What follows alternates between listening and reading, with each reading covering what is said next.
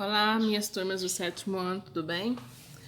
Bom, nesse vídeo vou fazer a correção da ficha 11, que foi enviada para vocês na segunda-feira. Na questão número 1, pede para calcular mentalmente, porém aqui eu vou fazer algumas etapas, né? Eu vou fazer das duas formas, mentalmente também fazendo das duas etapas. Na letra A, 6 menos 2. Aqui, como eu tenho dois sinais juntos, sinais iguais, eles se tornam positivo, tá? Significa então que eu vou retirar essa dívida de R$2, transformando em um saldo positivo R$2. Então ficará 6 mais 2, 8. Então aqui é a forma direta. Se formos fazer por etapa, ficaria 6, negativo com negativo, positivo. E repito, né, o número que está dentro do parênteses. Então, 6 mais 2, 8. Na letra B, eu já tenho sinais diferentes dentro do parênteses. Sinais diferentes, negativo, tá? Lembra lá da regra? Portanto, vocês fazerem uma retomada dessas regras antes de iniciar essa ficha. Então, aqui eu vou repetir o 5, negativo com positivo, negativo. Repito o número que está dentro do parênteses, então vai ficar 5 menos 1, 4, tá? Então, o sinal negativo que está fora do parênteses, ele vai inverter o sinal que está dentro do parênteses. Observe que aqui no primeiro era negativo, inverteu o sinal que está dentro do parênteses, que também era negativo, ficou positivo. E aqui no segundo, o negativo que estava fora do parênteses, ele inverteu, né? O sinal que está dentro do parênteses, que era positivo, se tornou negativo. Então, regra geral, sinais iguais positivo, sinais diferentes negativo. A letra C, mentalmente, né, vai ficar 9 menos 9, 0. Tá? Fazendo as etapas, 9, fazendo o jogo de sinal aqui, negativo com positivo, negativo, ok? E repito o sinal, o número dentro do parênteses, 9 menos 9, 0. Na letra D, eu tenho negativo 7, com negativo e negativo se torna positivo. Então, vai ficar negativo 7 mais 5, sinais diferentes, eu subtraio 7 menos 5, 2, o que? Negativo, porque o 7 é maior que o 5, o sinal que está acompanhando ele é negativo. Na letra E, vai ficar 89 mais 11, porque mais negativo com negativo, positivo, sinais iguais, positivo. 89 mais 11, 100. Agora a questão número 2. Numa cidade, a temperatura mais fria do ano foi de 5 graus, negativo 5, né, que botou negativo, e a mais quente foi de 35 graus. Qual é a diferença entre a temperatura mais quente e a temperatura mais fria? Então, no termômetro, podemos observar a localização dessas duas temperaturas. O negativo está aqui, abaixo de 0 grau, né? E 35 graus está aqui. Tá vendo a diferença? Bem acima de 0 grau. Então, o exercício pergunta qual que é a diferença, ó, entre essa temperatura até aqui. Quantos graus é daqui até aqui? Ó, de 35 até 0, uma diferença de 35 graus. E de 0 até negativo 5, uma diferença de 5 graus. Então, 35 mais 5, 40. Vamos comprovar isso através de uma expressão? Então, tem... Então, qual é a diferença entre a temperatura mais quente, que é 35, menos 5, tá? 35, sinais iguais, positivo, 35 mais 5, 40 graus. Então, comprovamos através dos cálculos. Questão número 3. No campeonato de futebol, o saldo de gols é muito utilizado como critério de desempate entre dois times que apresentam o mesmo número de pontos. Ele é obtido pela diferença entre gols marcados e gols obtidos. Então, na letra A, o time A, eu tenho 15 gols marcados, não sei aqui os gols sofridos, mas o saldo de gols é 8. Na letra B, eu tenho 10 gols marcados, 15 gols sofridos. Automaticamente aqui eu já posso saber os saldos de gols, né? Se aqui eu tenho mais gols sofridos, então quer dizer que aqui o saldo é negativo. E 10 gols marcados. Então, 10 menos 5, né? Pra gente calcular a diferença. Entre os gols marcados aqui, 10 menos 15, né? Logo, vai ser 10 mais 15. A diferença aqui, então, é de 25 gols. Na letra C, eu não sei quantos gols marcados, os gols sofridos são 7 e o saldo de gols negativo 3. E na letra D, 9 gols marcados, não sei quantos sofridos e o saldo de gols é 0. Automaticamente aqui tem que ser quanto para dar 0? Tem que ser positivo 9, porém, fazendo a diferença entre eles, né, os dois saldos ficam negativos. Então, 9 menos positivo 9, né? E aqui ficará 9 menos 9, igual a 0. Observe que aqui, ó, negativo com positivo, negativo, tá? Sinais diferentes sempre negativo. Então, aqui, os gols sofridos, né, é de 9. Ou então, pode se apresentar direto como negativo 9. Porque quando falo de gol sofrido, sempre se refere a um saldo negativo, perdeu o gol.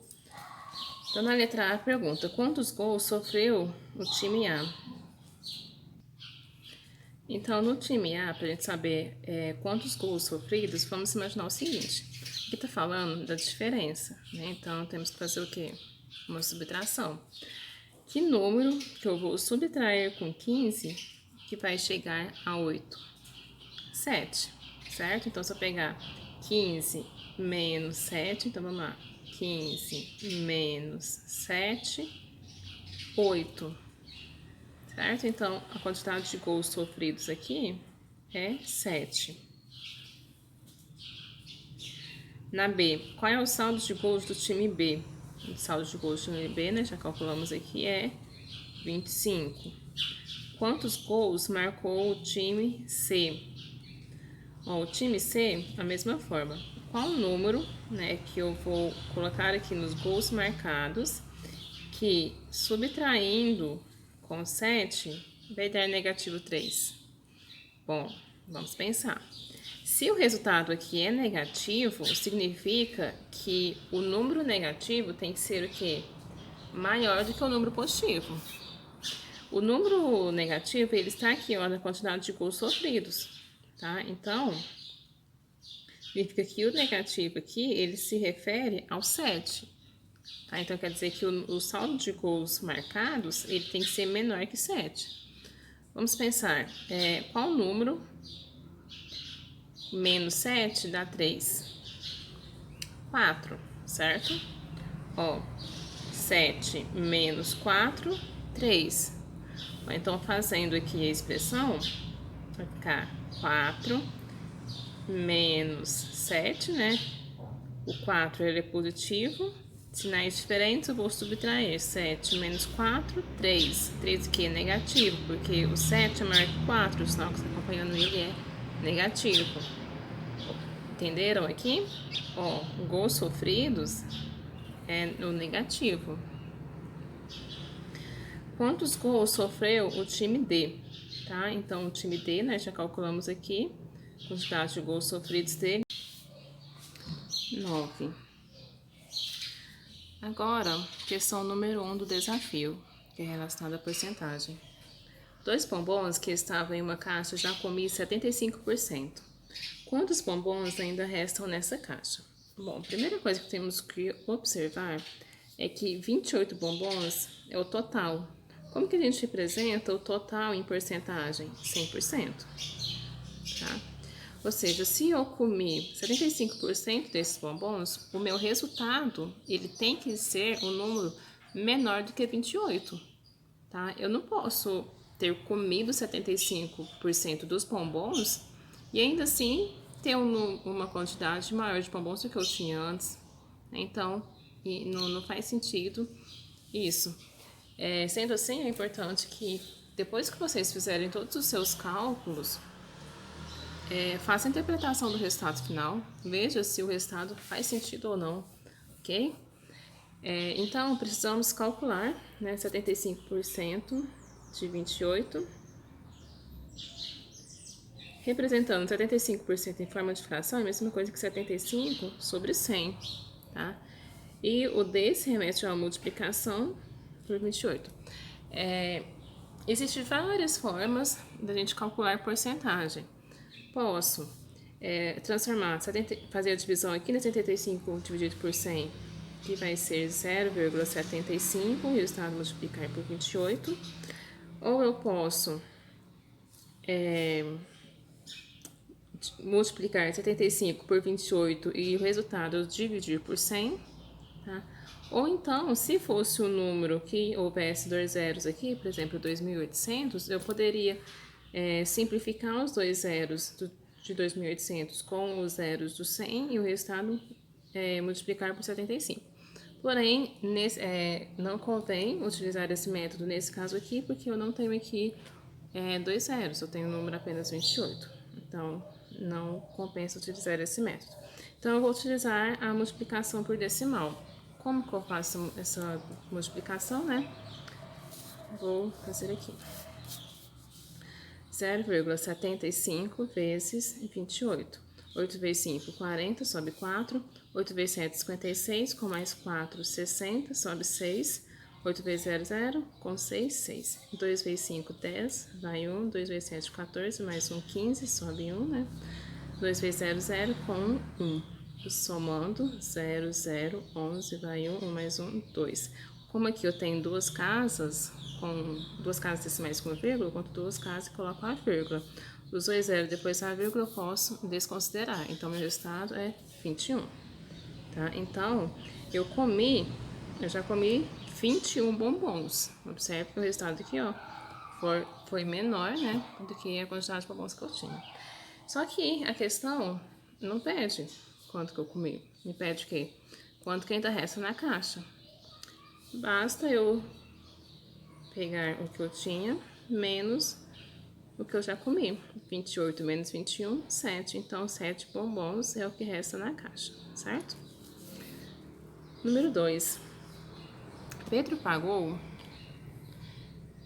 137,50 pelo almoço com sua família em um restaurante. Sabendo que nesse valor estão inclusos 10% referente à taxa de serviços, quantos reais ele pagaria caso o restaurante não cobrasse essa taxa? Então, esse valor de R$ 137,50 já está incluído os 10%.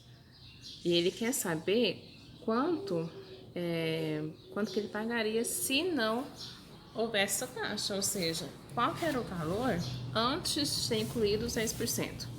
Bom, primeiro iremos calcular quanto que é 10% de 137,50 e depois retirar esses 10%, tá? Então, 10% de 137,50.